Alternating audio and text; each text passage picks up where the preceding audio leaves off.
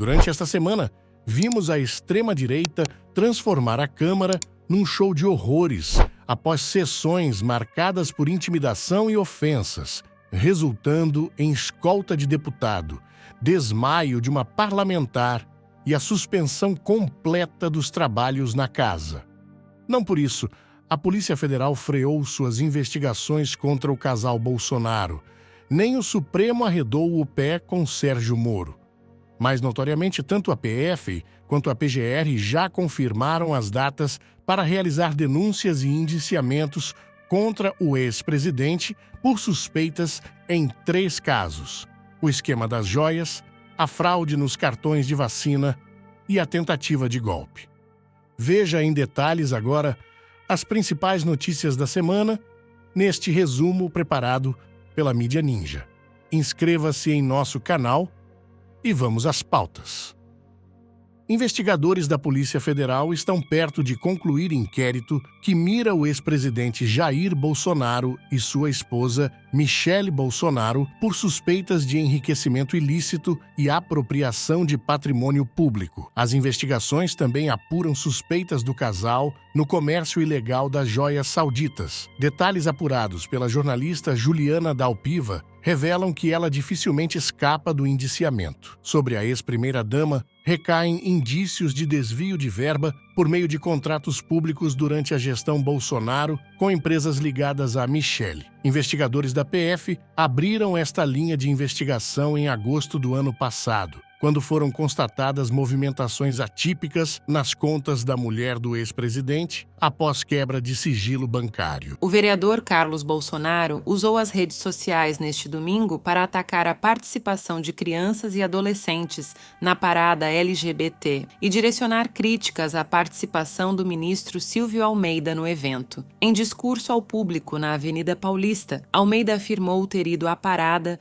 com o objetivo de proteger as famílias, além de ter ressaltado o direito de todos a terem uma vida digna e respeitada. Em seu perfil oficial na plataforma X, Carlos também citou ter enviado um projeto de lei no Rio que proíbe a participação de crianças na parada do orgulho gay, sob pena de sanções administrativas. Chamou atenção, no entanto, o vestuário do público em São Paulo. Em iniciativa de caráter simbólico, as pessoas saíram às ruas vestidas com a camisa do Brasil, em uma espécie de retomada do verde e amarelo que foi cooptado pelo bolsonarismo nos últimos anos. A PF deve concluir e enviar à PGR até sexta 2 inquéritos que miram o ex-presidente Bolsonaro, segundo coluna de Lauro Jardim. As apurações tratam do esquema de comércio ilegal, das joias recebidas pelo ex-mandatário por autoridades sauditas e das fraudes nos cartões de vacinação. A expectativa é a de que Bolsonaro seja indiciado pelos 2 casos. No caso da fraude, o ex-presidente e seus aliados, como o tenente-coronel Mauro Cid, já foram indiciados por suspeitas de falsidade ideológica e alteração de dados em sistema de serviço público. O caso já está na PGR, que pode levar as acusações para o Supremo. Já as suspeitas no caso das joias, a PF realizou recentemente as últimas diligências nos Estados Unidos, onde os agentes investigaram as lojas onde os operadores do esquema supostamente venderam os presentes sauditas.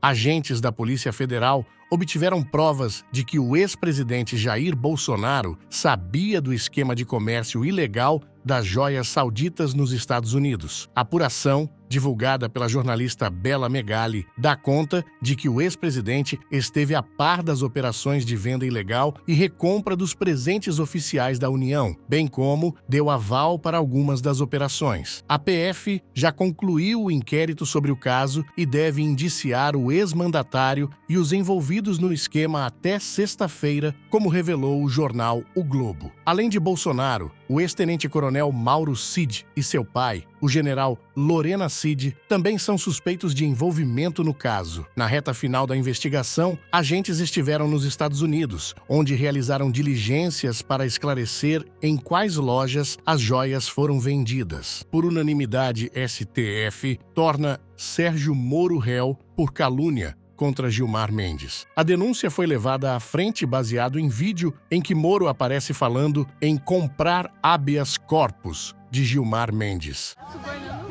Não, isso é fiança, instituto, para comprar um habeas corpus do Gilmar Mendes. A PGR denunciou o senador por ter sugerido que o ministro vende decisões judiciais. Sustenta ainda que a declaração de Moro foi feita em público, na presença de várias pessoas, com o conhecimento de que estava sendo gravado, e isso facilitou a divulgação da afirmação caluniosa, que se tornou pública em 14 de abril do ano passado, ganhando ampla repercussão na imprensa nacional e nas redes sociais. A defesa diz que as falas foram descontextualizadas e não possuem qualquer conotação criminosa. A semana está terrível no Congresso Nacional. A extrema-direita bolsonarista tentou interditar o debate político com violência e agressões, em especial nas comissões, num nível de ódio e desrespeito tamanhos que levaram a deputada Luísa Erundina, de 89 anos, a passar mal e ser internada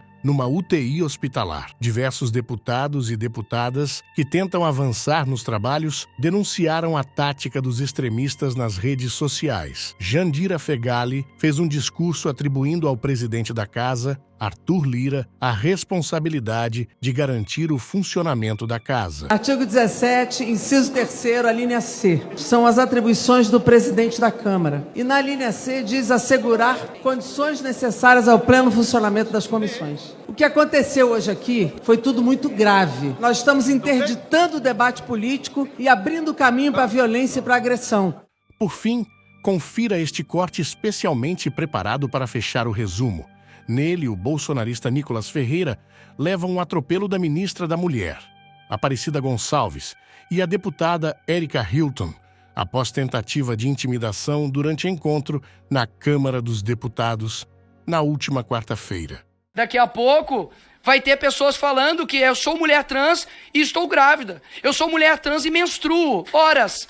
Não menstrua e não engravida. Ponto. Eu quero também dizer para o senhor, com todo respeito, deputado, com todo respeito, assim como o senhor fez comigo, eu não acho que a discussão que o senhor está trazendo é uma discussão ideológica. Não acho que é uma questão ideológica. Nós estamos pensando em políticas públicas. E políticas públicas, ela precisa ser definida a partir de alguns elementos que são fundamentais dentro do Estado e da história. Você tem que pensar a partir da realidade, a partir do orçamento que você tem, a partir da sua capacidade de execução, a sua capacidade de monitoramento. Isso é pensar políticas públicas. Isso é estabelecer as políticas públicas efetivamente do país. E na hora que você trabalhar ela de uma forma geral, você dá conta de todas as mulheres brasileiras desse país. E esse é o desafio que está colocado para o Ministério das Mulheres. Esse é o desafio que o presidente Lula me chamou para ser ministra das Mulheres. E é isso que eu vou trabalhar enquanto eu for ministra. Porque é dessa forma que nós vamos ter que resolver a realidade e a problemática das mulheres lá. Com relação à questão do medo, que o senhor disse, não é medo, eu não tenho medo de fazer debates. Não tenho problema de enfrentar grandes debates. Eu só escolho os debates que eu tenho que fazer. E quais são aqueles que são estratégicos. E quais são aqueles que são estratégicos para ajudar as mulheres do meu país a avançar? Mas não definiu o que é mulher, ministra. A minha luta... Não definiu o que é mulher, ministra. Não, deixa a ministra... Tá bom, tudo bem. Só quero deixar registrado que não definiu o que é mulher, ou seja, eu estava certo. Deputado. Senhora presidente, questão de ordem. A ministra não terminou a definição dela para o deputado estar cobrando. Deixa a ministra terminar de falar, pelo amor de Deus. Não precisa, deixa a ministra acabar de falar, por favor. Deixa eu falar. Pessoal, deputado, por favor. Assim,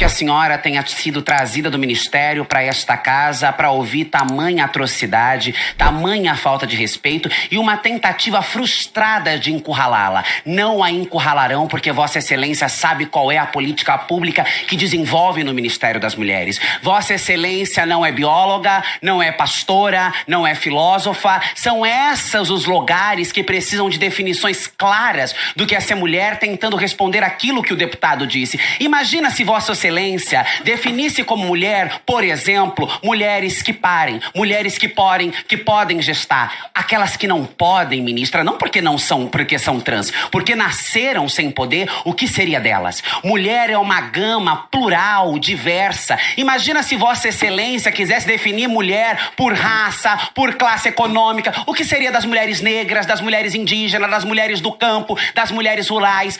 Políticas públicas se faz com capilaridade. E para o Estado brasileiro, mulheres transexuais também são mulheres, e esta não é uma vontade da extrema-direita. Esta é uma definição do Judiciário brasileiro, reconhecido pelo Supremo Tribunal Federal.